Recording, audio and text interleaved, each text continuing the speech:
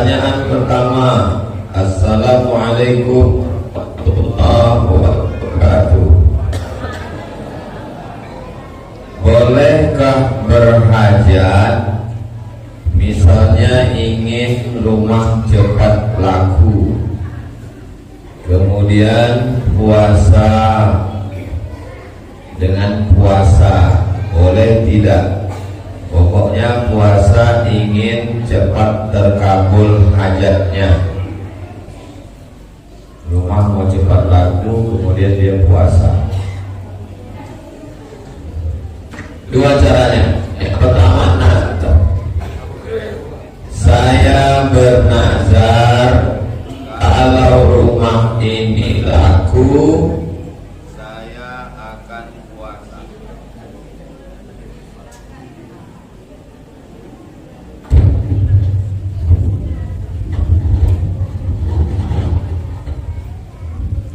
Pertama, saya bernazar, kalau rumah ini laku, saya puasa sunat 3 hari misalnya.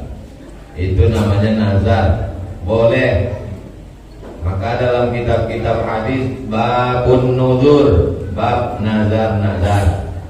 Kalau rumah ini laku, saya kasih makan anak yatim 10 orang. Boleh. Artinya laku dulu, baru tunaikan nazar. Nazar merubah yang sunat jadi wajib. Puasa sunat, karena nazar berubah jadi wajib. Atau nazar sedekah. Cara yang kedua, bertawassul dengan amal soleh. Ya Allah, berkat puasa sunatku, lakukanlah rumah ini. Ya Allah, berkat sedekahku, buatlah rumahku ini laku. Boleh. Itu namanya doa tawassul amal soleh. Dalilnya mana? Dalilnya hadis dalam Sahih Al-Bukhari. Ada 3 orang terjebak dalam gua. Tertutup pintu gua bergelinding batu. Tertutup. Yang pertama berdoa, ya Allah, berkat sedekahku, bukakan pintu gua nih. Terbuka. Yang kedua bertawassul, ya Allah, berkat baktiku ke emak ayahku, bukakan pintu gua nih. Terbuka. Yang ketiga bertawassul, ya Allah, berkat aku tak jadi berzina karena takut kepadamu, bukakan pintu gua nih. Terbuka. Jadi 2 cara. Pertama bernazar, yang kedua bertawassul dengan amal soleh. Jelas? Kalau tuan memetik talas di tengah taman, kalau ada yang bilang tak jelas, berarti dia belum makan.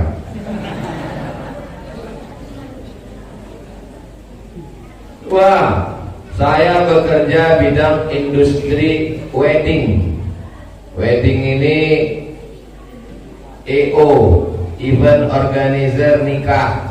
Ada yang bagian pelaminan, ada bagian acara, ada catering, ada soleh pengantin.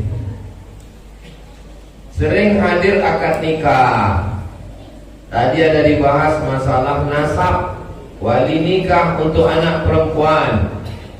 Bagaimana hukumnya kalau anak laki-laki saat ijab kabul tak pakai wali?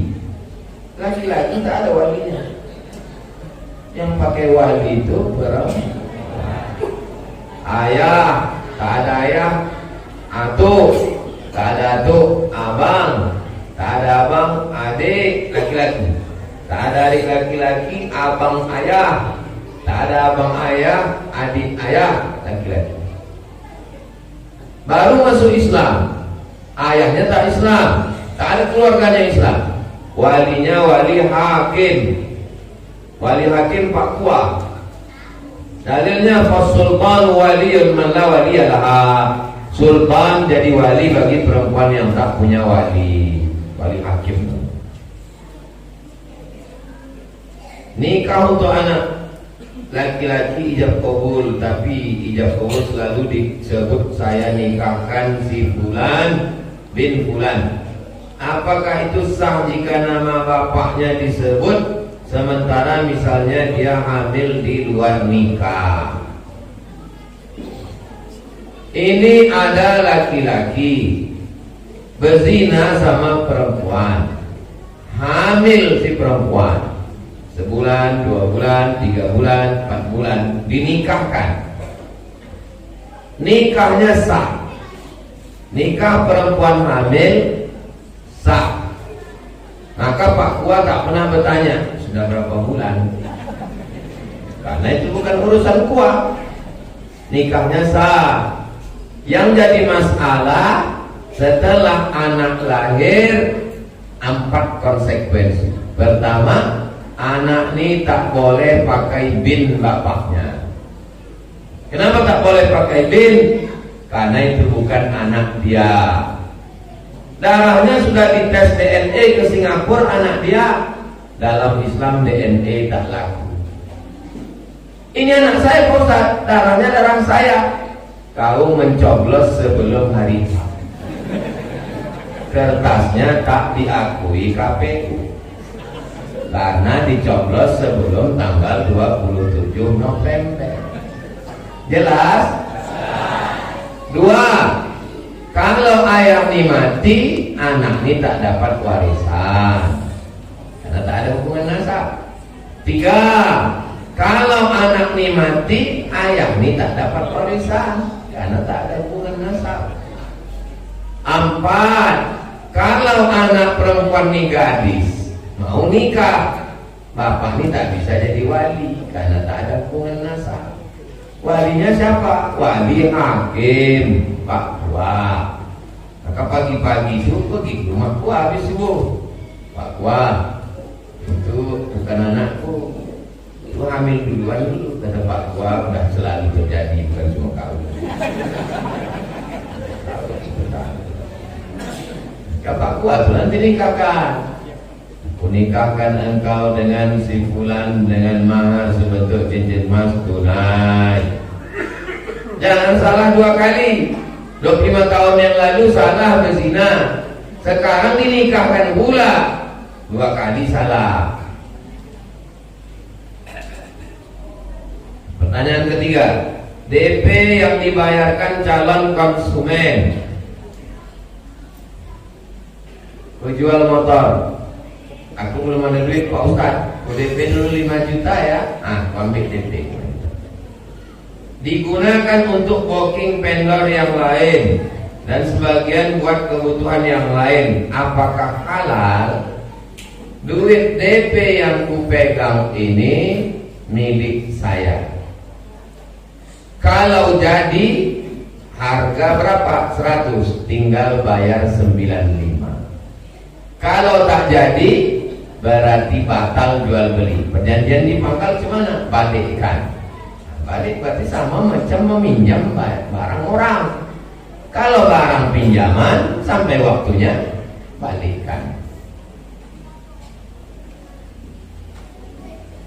Pengantin yang sudah dirias, alisnya agak dikerok. Udah bagus diciptakan Allah bengkok, diluruskan. Yang ini naik kate, yang itu naik kate. Allah aja dia tak percaya, apalagi kamu. Dikerok sikit elotnya. Tidak dicukur habis, dikerok aja. Bagaimana hukumnya? Hadisnya riwayat Abdullah bin Mas'ud. La'anallahu al-wasimat. Allah melaknat perempuan tukang buat tato. Wal mutasimat, minta buatkan tato.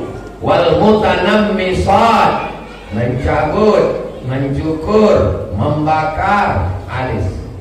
Wal mutafallijat, mengotak-atik gigi, memotong. Wal mughayyirat, merubah ciptaan Allah.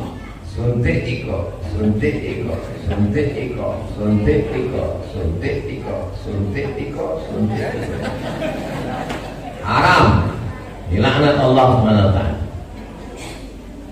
Tapi kalau alisnya tumbuh tak normal, membuatnya menjadi normal, boleh. Yang sudah normal di otak atik tak boleh. Tumbuh alis itu bulu solo, dicukur yang tak normal nih, boleh. Gigi yang sudah bagus jangan di otak atik. Tumbuh gigi tak normal, dia senyum kita pingsan, pergi ke dentis lalu dipasang kawat, boleh mengembalikan yang tak normal menjadi normal. Yang sudah normal di otak atik tak boleh, hanya untuk gaya-gaya. Wal mughayyirat, merubah ciptaan lil husni, untuk cantik-cantik. Itulah penyakit orang sekarang. Pengantin yang sholatnya di jama karena sulit dirias kembali, jika harus dihapus untuk wudhu, bagaimana hukumnya Pak Ustaz? Pengantin sudah dirias, lalu kemudian sholatnya di jama karena takut kalau kena air wudhu makeup hilang, nampak muka asli. Dari mana datangnya cinta? Dari FB turun ke WA. Dari mana datang kecewa? Pas jumpa mukanya beda. Semua serba kepalsuan. Alis palsu, bibir palsu, muka palsu. Pas malam pertama dibuka, nampak bentuk asli. Jangan awali hubungan dengan kepalsuan. Bersikaplah apa adanya. Membohongi calon suami, membohongi keluarga, membohongi tamu. Sholat zuhur jam 12.15. Nah, habis jam 12.15 pasang makeup sewajarnya biasa, duduk di pelaminan. Sholat terima tamu jam 2, jam 3, jam 4, jam 5, 4 jam terima tamu. Barakallahu lakum, 4 jam. Habis itu sholat asar. Tak ada alasan jamak, karena bukan darurat tingkat tinggi. Sakit, kencing menetes tak berhenti, di rumah sakit pakai kabel, dipasang kabel di senapang angin itu. Darurat tingkat tinggi, boleh dijamak. 1 hari 3 kali sholat. Zuhur jamak dengan asar, tapi tidak qasar karena tak musafir. Syarat musafir syarat qasar mesti musafir 88, sekian kilo. Kalau tidak ada musafir, jamak saja, darurat tingkat tinggi. Tapi kalau tidak darurat, jangan main-mainkan ini agama. Dokter mengoperasi jam 11, 5 jam keluar dari ruang operasi. 12, 1, 2, 3, 4, zuhur dah lewat. Nanti dia jamak zuhur dengan asar, jamak takhir. Dia sedang mengoperasi ya, azan, Allahu Akbar, pergi dia sholat, mati ya. Darurat tingkat tinggi. Jangan main-mainkan agama. Pengantin-pengantin baru